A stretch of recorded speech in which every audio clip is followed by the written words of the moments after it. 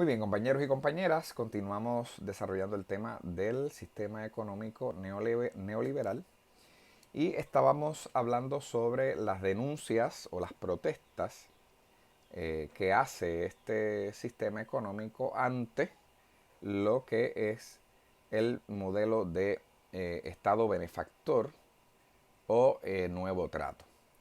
Y habíamos establecido que el neoliberalismo se opone a la recaudación de impuestos, a que se le tenga que cobrar una tasa de impuestos para financiar programas de ayuda social.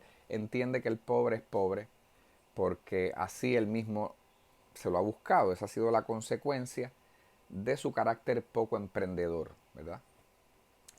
Otra de las denuncias que va a hacer el neoliberalismo, y esto es muy importante, esto es la huella digital del modelo neoliberal o una de las huellas digitales del modelo neoliberal. eh, el neoliberalismo va a plantear que los países deben quitar toda restricción que impida el intercambio comercial a nivel internacional. El neoliberalismo va a abogar para que se eliminen las restricciones, ¿verdad? Que de alguna manera limitan el intercambio comercial entre los países y va a denunciar o denunciará que las leyes que impiden o hacen más difícil el establecimiento de las empresas extranjeras en los países, ¿verdad? Deben eliminarse. Toda ley, toda restricción que tengan los países para que una compañía extranjera se ubique en un país y establezca negocios allí en ese país, toda ley que haga más difícil ese proceso, de acuerdo al neoliberalismo, eso debe eliminarse, ¿verdad? Eso debe desregularse. Otra manera de llamar a ese planteamiento que hace el neoliberalismo es la famosa globalización. La globalización es en esencia la eliminación de toda restricción para que las empresas puedan exportar sus negocios a otros países sin ningún tipo de reserva. Así que el neoliberalismo va a plantear, ¿verdad? Que deben quitarse todo ese tipo de restricciones a nivel internacional para seguir generando sus negocios y seguir obviamente produciendo sus riquezas. El neoliberalismo también pedirá la eliminación de toda restricción o criterio que impida que las personas tomen préstamos hipotecarios, préstamos de automóviles, etcétera.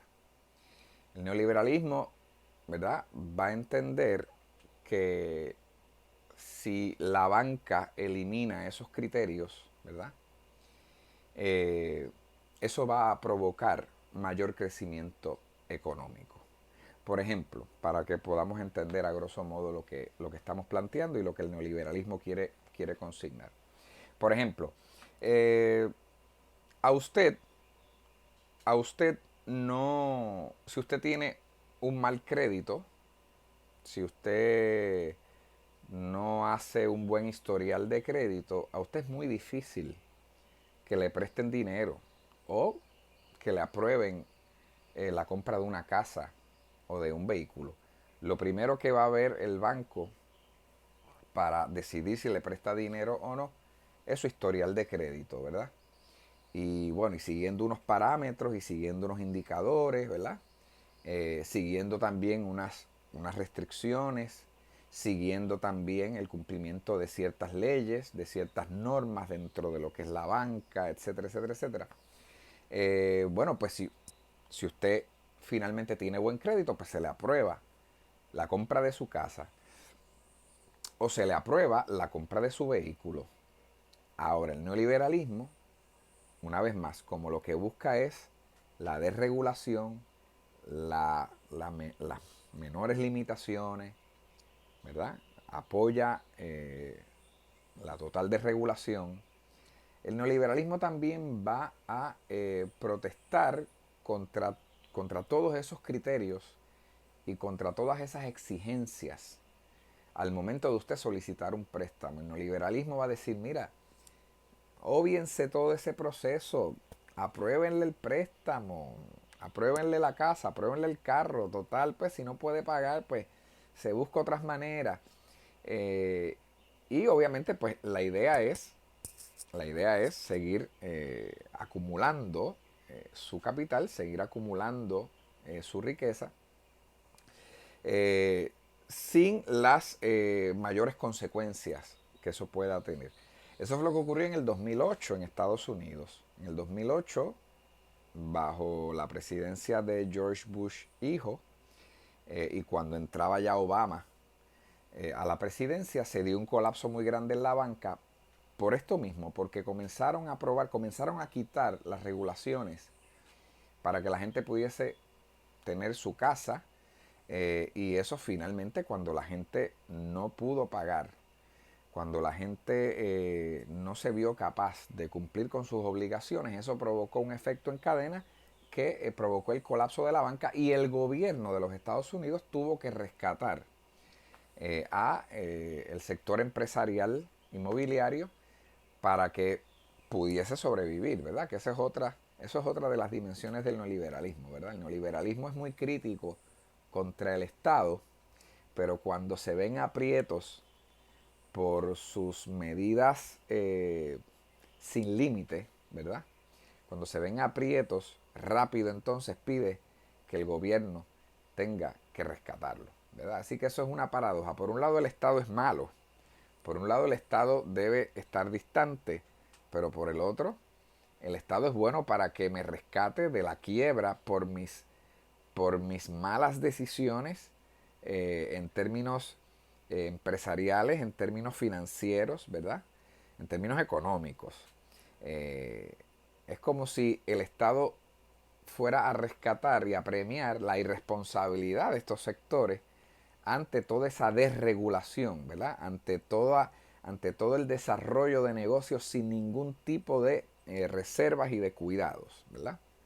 Así que eso es algo muy paradójico del sistema neoliberal. Por un lado, va por la libre, como decimos nosotros aquí. Por un lado, apoya que quiten todas las restricciones para hacer negocio. Por un lado, apoya que se quiten todos los criterios que impiden el crecimiento económico, que impide que la gente tome los préstamos, que compre su casa, que compre su vehículo. Pero cuando entonces eso le explota en su contra, cuando eso entonces les afecta a ellos y eso les genera pérdida, entonces van al Estado para que el Estado inyecte dinero para rescatar sus empresas. Así de paradójico es este sistema. Muy bien, otra de las... bueno, ahora vamos a pasar a las propuestas, ¿verdad? Ya hablamos básicamente de las denuncias que hace el modelo neoliberal ante el Estado benefactor, y ahora vamos a hablar de lo que va a proponer este modelo económico. ¿Cuál va a ser? Ya vimos su reacción, ya vimos las denuncias que hace, ahora vamos a ver las propuestas que hace este modelo y esta filosofía económica. Bueno, ¿qué va a proponer? Uno, bueno, que el Estado solamente debe limitarse a brindar algunos servicios. Esa es la función, esa debe ser la función del Estado. Nosotros vamos a ver más adelante cómo, cómo el neoliberalismo ha ido cambiando un poco su visión sobre el rol del Estado a medida que han pasado los años, ¿verdad? Eso lo vamos a ver ya mismo. Pero esencialmente, por lo menos en su etapa inicial, el neoliberalismo va a plantear que el Estado solamente debe dedicarse, bueno, pues a dar algunos servicios, ¿verdad? Esenciales, y no debe, y mucho menos debe meterse a regular la actividad económica, ¿verdad? El Estado va a proponer, el neoliberalismo, perdón, va a proponer que el Estado debe eliminar o debe reducir lo más que pueda los impuestos a las empresas o corporaciones. El neoliberalismo va a plantear que se debe fomentar, y esto también es otro elemento muy característico de este modelo económico, el neoliberalismo va a fomentar la privatización de varias agencias de servicio públicas, como lo son la electricidad, como son los servicios del agua, como son los servicios de carretera, como son los servicios de salud, la educación y en ocasiones hasta los servicios que brindan seguridad, ¿verdad? Los cuerpos de seguridad, que en este caso sería la policía. Eh, Algunos países, ¿verdad?, se orientan mucho a establecer una serie de contratos con compañías especializadas en dar seguridad. Y ahí hay una privatización, ¿verdad? Eso es un tipo de privatización también de los cuerpos de seguridad que de ordinario eso lo ofrece el Estado. En Estados Unidos, por ejemplo, muchas de las cárceles son privadas, ¿verdad? El Estado le paga, o los estados le pagan a ciertas compañías que tienen cárceles y bueno, pues esas compañías ofrecen el servicio penitenciario, ¿verdad? Bueno, eso genera una serie de peligros muy grandes, ¿verdad? Como se ha denunciado ya en Estados Unidos, porque como las cárceles dependen de cuántos presos tengan, si no hay presos, si no hay delincuencia, no sobreviven como empresa, pues eso ha generado, ¿verdad?, una preocupación porque se han dado muchas violaciones de derechos constitucionales, muchos abusos del poder por parte del aparato judicial, por parte del aparato policial en estos estados, en Estados Unidos, porque la idea es generar ganancia, ¿verdad? Generar ganancia. Un preso, una persona encarcelada, representa ganancia a estas empresas que son dueños y dueñas de las cárceles, ¿verdad? Así que el neoliberalismo va a plantear que se debe privatizar muchas de las agencias públicas que dan servicios, ¿verdad? Aquí en Puerto Rico actualmente se está hablando de privatizar la Autoridad de Energía Eléctrica. Aquí en el pasado se ha privatizado la Autoridad de Acueductos y Alcantarillado, la agencia que da los servicios de agua a los hogares. Aquí, bueno, pues ya ha habido una privatización de los servicios de salud. La educación sigue siendo, ¿verdad?, financiada por el Estado. No obstante, ¿verdad?, hay un peligro, sobre todo en la Universidad de Puerto Rico, de que eventualmente pueda ser privatizada. Siempre hay ese peligro. Y bueno, pues eso habría que estar muy alerta de cómo el Estado, sobre todo en este periodo, vaya a manejar el asunto de la educación. Sabemos que, paréntesis, a los que van a estudiar en la UPI, sabemos que la Junta de Control Fiscal ha hecho unos recortes significativos al presupuesto de la Universidad de Puerto Rico y eso, ¿verdad?, ha levantado mucha preocupación, menos dinero para la universidad, se afectan una serie de servicios, de ofrecimientos académicos, etcétera, etcétera, etcétera. Y se ha hablado hasta por lo bajo la posibilidad de privatizar la YUPI al sistema Ana G. Méndez. Pero bueno, eso como que ha quedado en hold un poco, pero se llegó a comentar, ¿verdad? Otra de las propuestas que va a hacer el neoliberalismo es que el Estado debe eliminar las leyes que tiendan a proteger al trabajador y a la trabajadora.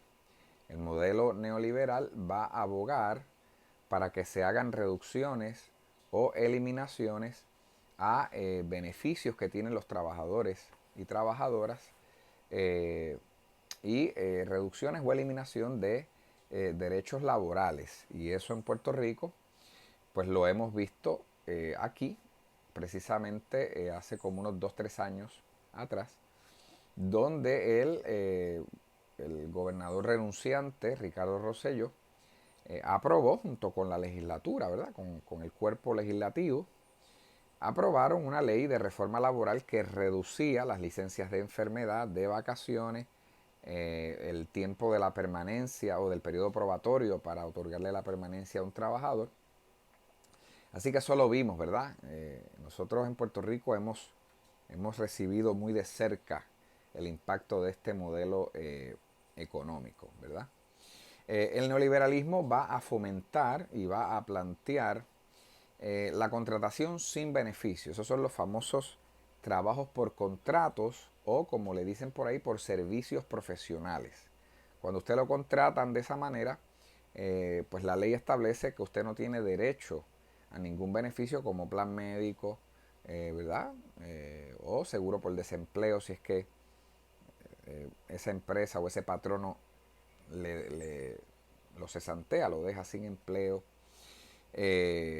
Así que en ese aspecto el neoliberalismo va a fomentar mucho que se pueda contratar a empleados, pero sin las protecciones o sin estas licencias o sin estos beneficios, ¿verdad? Y eso está abundando muchísimo aquí en Puerto Rico, cada vez es más, ¿verdad? La contratación es solo por contrato, no hay ninguna obligación por parte del patrono para concederle beneficios de plan médico, desempleo, etcétera, a estos trabajadores. Muy bien, ahora vamos a hablar de un tema que es muy importante, aunque es un tema que ha venido atravesando, ¿verdad? Es un tópico que ha venido atravesando este tema sobre el neoliberalismo y el Estado, ¿verdad? Yo les había dicho hace un momento que una de las cosas que yo quería mostrarles era cómo el modelo y la filosofía neoliberal, a medida que ha pasado el tiempo, ha ido cambiando su perspectiva sobre el Estado. Y bueno, pues quiero de alguna manera abundar sobre ese tema en este momento. Eh, el neoliberalismo nace, si vamos a hacer una historia de este modelo económico, el neoliberalismo nace para la década de 1970. Específicamente se señala el año 1973 como el año del nacimiento de este modelo económico. Y en esa etapa de 1970 o de 1973 para ser más exacto, hasta 1990, el neoliberalismo va a tener una visión del Estado como obstáculos, ¿verdad? Que es lo que hemos estado planteando ya anteriormente. Durante ese periodo de tiempo, que yo le llamaría el periodo naciente del neoliberalismo, eh, este modelo económico va a mirar al Estado como un obstáculo que debe reducirse al máximo, el Estado debe reducirse al máximo, o en el mejor de los casos, desaparecer, ¿verdad? Eso fue en la etapa naciente del el neoliberalismo. Ya luego, en el periodo de 1990 al 2000, ya el neoliberalismo como modelo económico va cambiando un poco la perspectiva y va a plantear que, bueno, el Estado se puede quedar, no hay problema, pero el Estado va a ser útil en la medida que quite toda regulación, toda limitación, toda ley que impida la actividad económica y que liberalice el mercado. Si el Estado hace eso, pues el Estado es nuestro amigo, ¿verdad? Así que durante la década del 90 al 2000 comenzamos a ver ya ese cambio de los grandes defensores de este modelo económico en torno a la función y rol del Estado. Ya de los años 2000 al presente cambia entonces una vez más la visión del Estado y ahora para el neoliberalismo, ¿verdad? Desde los años 2000 hasta el presente, el Estado es el súbdito del sistema neoliberal, ¿verdad? El Estado ahora es el servidor, es un servidor de los sectores corporativos, de los sectores empresariales. El Estado actualmente ahora es un instrumento, es una herramienta que le brinda legalidad a los intereses de los sectores corporativos y empresariales, ¿verdad? Muy interesante los cambios que se han ido dando, ¿verdad? En primer lugar, el Estado debe limitarse, debe mantenerse lo más distante o debe desaparecer. Luego, bueno, el Estado es bueno en la medida que desregule, ¿verdad? Y quite las limitaciones y nos dé licencia para matar, como dicen. Luego, ahora en este periodo, el Estado va a ser nuestro servidor, nuestro instrumento. Va a estar al servicio de nuestros intereses. Por lo tanto, una vez el neoliberalismo ha identificado la utilidad del Estado, entonces el sistema neoliberal y los que proponen y los que piensan de esta manera van a ingresar en la arena política, en el escenario político, para, ¿verdad? De alguna manera tener acceso al poder del Estado y adelantar su agenda desde esta estructura, ¿verdad? Así que en el periodo actual, aquellos y aquellas que afirman y creen en este modelo económico han decidido apoderarse del Estado con el fin de adelantar sus intereses. Así que por esa razón, ¿verdad? No es extraño ver con más frecuencia en el escenario político a personas vinculadas al mundo corporativo y empresarial ocupando puestos electivos. Y voy a dar algunos ejemplos, ¿verdad? Ya no es extraño entonces ver, por ejemplo, a Donald Trump como presidente de los Estados Unidos, un empresario multimillonario. Yo sé que puede haber una discusión muy grande, quizás haya personas que estén viendo este video y que conozcan bastante y estén bien empapados sobre este tema del neoliberalismo y de la economía. Y pueden ser, y yo quizás pueda estar de acuerdo con ellos y con ellas, que Donald Trump no necesariamente se le puede tachar de neoliberal, por lo menos como presidente en su función política, ¿verdad? Eh, pero bueno, eso es un debate de los cuales yo no los voy a exponer, porque es un debate ya muy complejo, que esto se da en las universidades y en la academia. Eh, pero Donald Trump es una muestra de cómo este sector empresarial también va llegando al poder y tiene otros criterios para gobernar, ¿verdad? Tenemos el caso de Emmanuel Macron. Emmanuel Macron es el presidente de Francia. Emmanuel Macron era un empresario, era un financiero, estaba ligado al mundo de la banca. Y ahora, bueno, pues el presidente de Francia trató de impulsar unas medidas para quitarle o reducir las pensiones de los jubilados y jubiladas en Francia, entre otras medidas que provocaron unas protestas ya hace un año, año y medio en Francia muy violentas, que fueron las protestas de los famosos chalecos amarillos. Y fue que los trabajadores se tiraron a la calle, ¿verdad?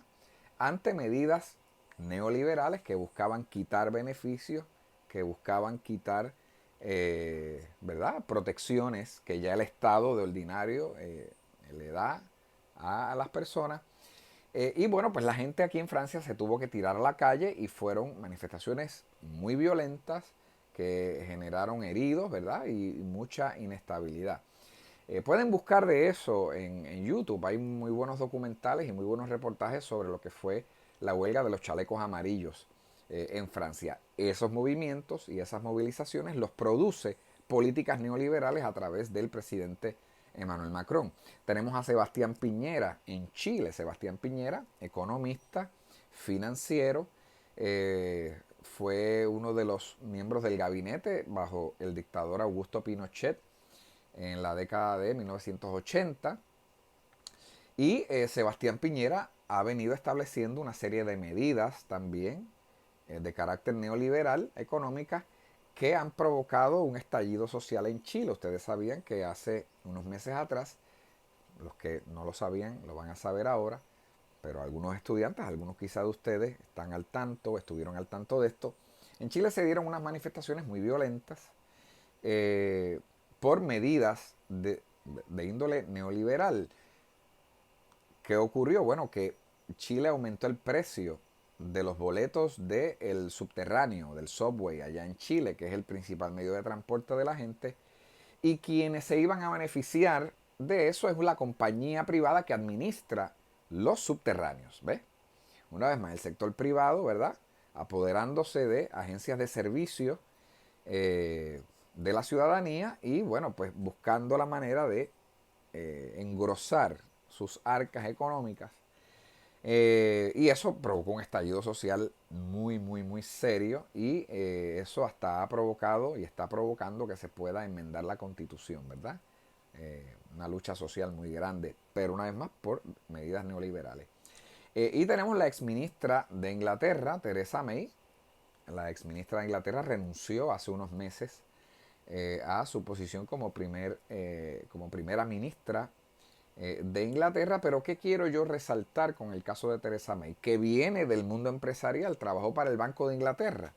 Así que esa es la gente que con más frecuencia están tomando lugar en el escenario político y que ya tienen una mentalidad orientada a lo que es este modelo económico neoliberal, que se orienta a la desregulación, que se orienta a la privatización, que se orienta a la eliminación de derechos y beneficios laborales, etcétera, etcétera, etcétera. Bueno, y en Puerto Rico, ¿dónde nosotros podemos ver e identificar la influencia del modelo neoliberal aquí en Puerto Rico? Bueno, pues voy a dar algunos ejemplos. Tenemos el caso de Pedro Rosselló, papá de Ricardo Rosselló, cuando fue gobernador de Puerto Rico, que privatizó el sistema de salud. Y eso ha tenido unas consecuencias muy grandes ahora con la crisis del COVID-19. Mucha de la ineficiencia que el Departamento de Salud ha manifestado a través de esta crisis es gracias precisamente a un desmantelamiento en el Departamento de Salud que se dio bajo la gobernación de Pedro Rosselló. Así que esa ineficiencia que criticamos tanto ahora del Departamento de Salud, tenemos que buscar las raíces en las medidas y en las decisiones que tomó Pedro Rosselló para privatizar y desmantelar el Departamento de Salud. Tenemos entonces también a Luis Fortuño, el gobernador Luis Fortuño. ¿Cuáles fueron las medidas de tipo neoliberal que estableció bajo su mandato? Bueno, que despidió a miles de empleados públicos. Recuerden que eso es una de las cosas que el neoliberalismo va a plantear, reducir el Estado, ¿verdad? Reducir la cantidad de empleados del gobierno, y estableció lo que se le conoció como las alianzas público-privadas. Eso es, las alianzas público-privadas son unas alianzas donde el sector privado entra a participar en la administración pública. Pero esos contratos, bueno, fueron contratos contratos millonarios, ¿verdad? Contratos millonarios donde se están beneficiando actualmente un sinnúmero de empresas privadas. Eh, un ejemplo de eso son los peajes. Los peajes aquí en Puerto Rico, quienes los administran son compañías privadas, no es el gobierno, ¿verdad? Eso es un ejemplo de una alianza público-privada. El gobierno cede o comparte la administración con la empresa privada. Pero en el caso de los peajes, eso trajo toda una crisis hace como unos 2 años atrás, porque comenzaron a cobrar desmedidamente multas por alegados peajes que la gente no pagaba. Y luego se confirmó que muchos de este cobro de peajes no correspondía. Había unas deficiencias en el sistema, ¿verdad? Y eso estaba, ¿verdad?, obrando en contra de nosotros, los ciudadanos, donde nos estaban obligando a pagar miles de dólares que no debíamos por lecturas erróneas en el sello del peaje, etcétera, etcétera, etcétera. Así que la privatización no es necesariamente la panacea, no es la utopía. Mucha gente aboga y pide la privatización, pero la realidad es que no es la gran utopía para resolver todos los problemas de administración pública. Ojo, hay que tener cuidado con eso, ¿verdad?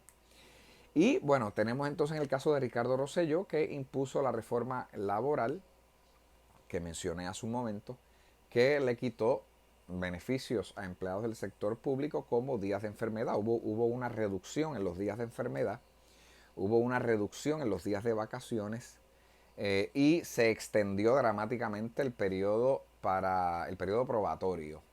Previo a la reforma laboral, el patrono le daba a usted 3 meses, porque la ley se lo establecía de esa manera. En 3 meses el patrono tenía que evaluar cuál había sido su desempeño y tenía que decidir o no contar más con usted o contratarlo, darle la permanencia. Ahora no.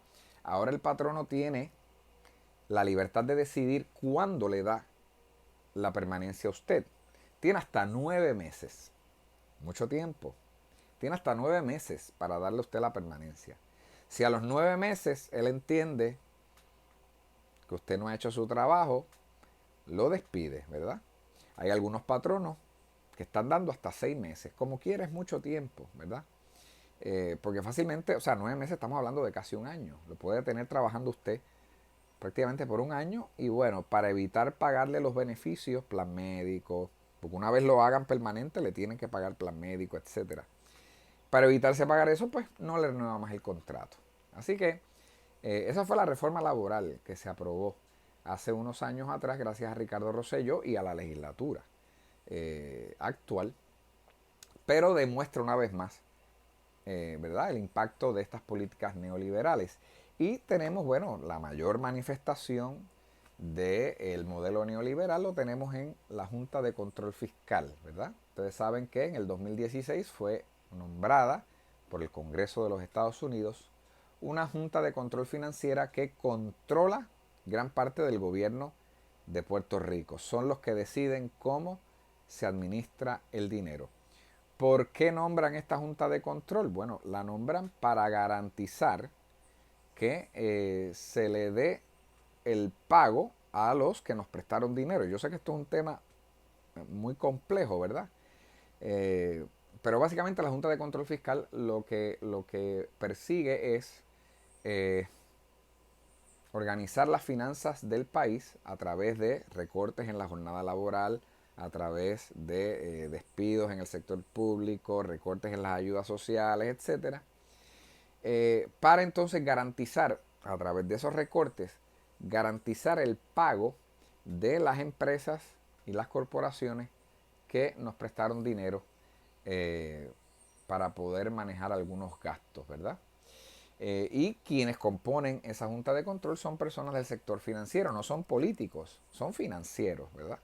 Son personas que están vinculadas al mundo corporativo y financiero. Y esos son los que controlan realmente cómo se administra el dinero. Actualmente la clase política ya no tiene poder para controlar el dinero, sino que es esta junta de control. Así que esas son las manifestaciones y los ejemplos que en Puerto Rico tenemos de la implementación de estas medidas y de este modelo político económico neoliberal. No nos queda más tiempo, nos hemos excedido mucho en este video, pero era necesario poder explicar y traer algunos ejemplos, sobre todo aquí en Puerto Rico. Bueno, compañeros y compañeras, espero que puedan acceder al mismo y tomar las notas necesarias.